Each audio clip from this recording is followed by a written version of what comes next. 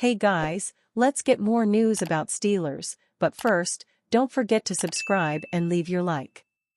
Steelers lose 23-year-old prospect weeks after re-signing him, report.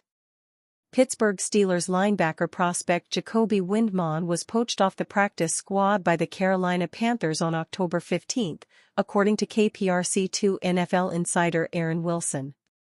Although Windmon spent the entire summer program with the Steelers after initially entering the organization as an undrafted rookie out of Michigan State, he only signed to the Pittsburgh practice squad a couple of weeks ago on October 2. At just 23 years old, Windmon offered versatility and potential. Per Steelers Depot writer Ross McCorkle, he primarily played inside linebacker with Pittsburgh throughout the preseason, but also received a few looks at outside linebacker and on special teams. His best preseason outing was the first one according to Pro Football Focus, as Windmon earned a top 10 grade for all UDFA rookies around the league with a 90.0 out of 100. The youngster finished the preseason period with 3 key defensive stops, 7 solo tackles and 4 tackle assists on PFF, but he was also charged with 4 missed tackles and 1 reception allowed for 9 yards. Overall, it was a pretty strong showing from Windmon, particularly in coverage. Despite not making the initial Steelers practice squad, the rookie did enough to stay fresh in general manager Omar Khan and head coach Mike Tomlin's minds. Unfortunately, his Pittsburgh reunion didn't last, however. Now the Steelers are once again short one player on their 16-man practice squad. A couple of days after signing outside linebacker Adetokunbo Ade Ogundeji to the 53-man roster ahead of Week 6, the Steelers released him on October 14. Having said that, Pittsburgh beat reporter Mark Kabley immediately noted that Ogundeji will likely return on a practice squad deal following his active roster cut. And Windmon's departure just so happens to free up a linebacker spot for him.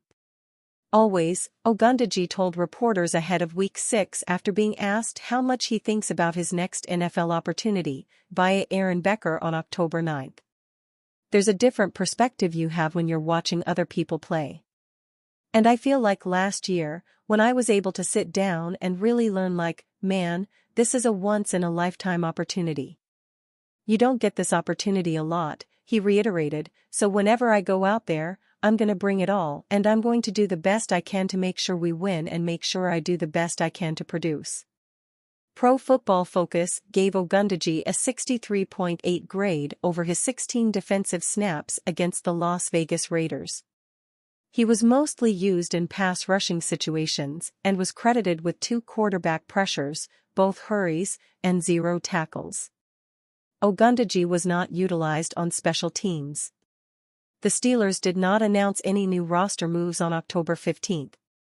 While addressing the media on Tuesday, October 15, head coach Mike Tomlin ruled out 2 players for Week 7 against the New York Jets.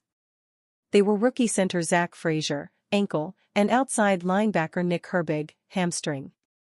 Tomlin labeled Frazier week to week, which matched the injury update from Fox Sports NFL insider Jordan Schultz on October 14.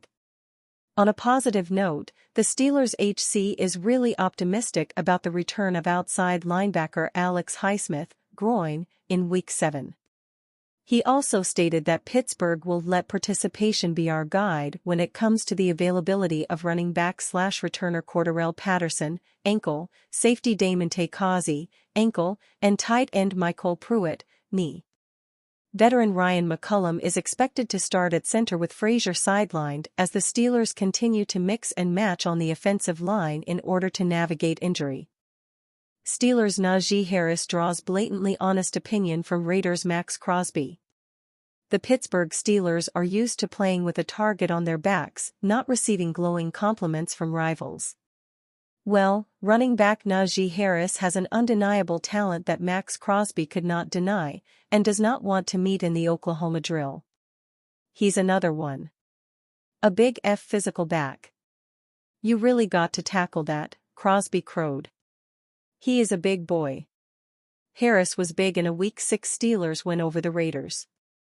The 26-year-old Alabama alum sprang for 106 yards on 14 carries in the 32-13 blowout. Crosby had a chance to keep one play closed down but missed out on an opportunity to get the Steelers off the field. He felt a certain way about the play even after sleeping on the loss. "I'm not going to lie. I thought I had a clean-ass TFL, tackle for loss, early and I low-key missed," admitted Crosby. "I was a little high. He got a little wiggly, but I got his ass later. So Harris, if you are watching, F you." That last part was said with a friendly laugh.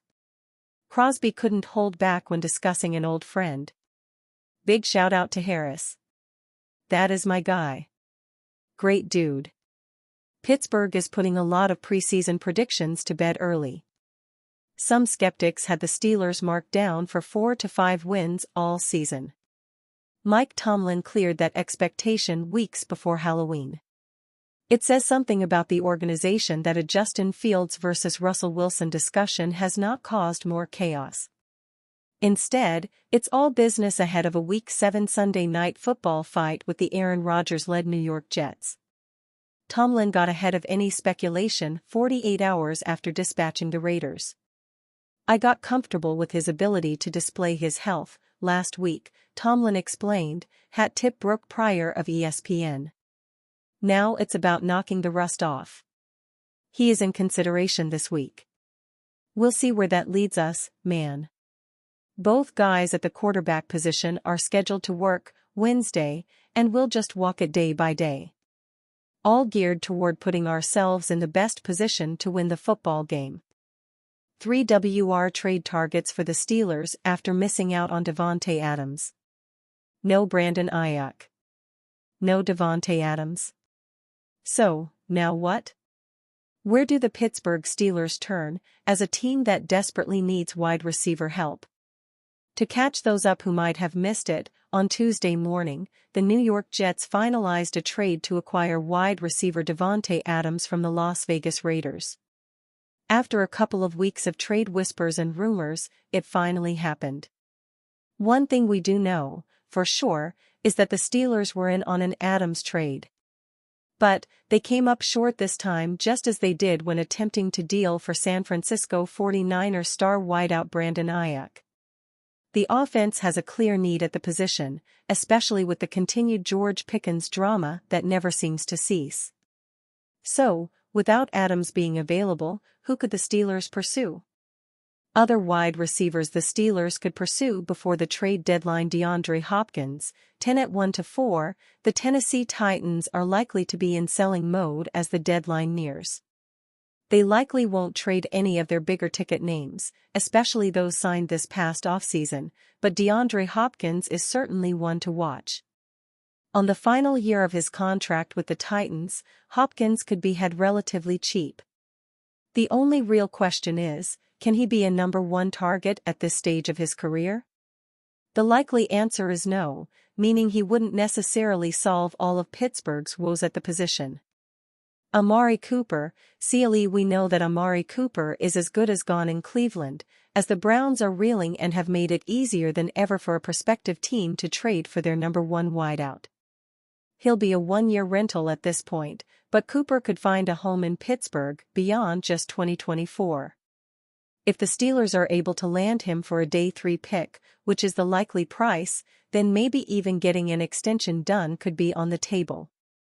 It's more likely they wait out the season and see how Cooper fits with Justin Fields and the offense, but it's not crazy to think he could have a long-term future with the Steelers.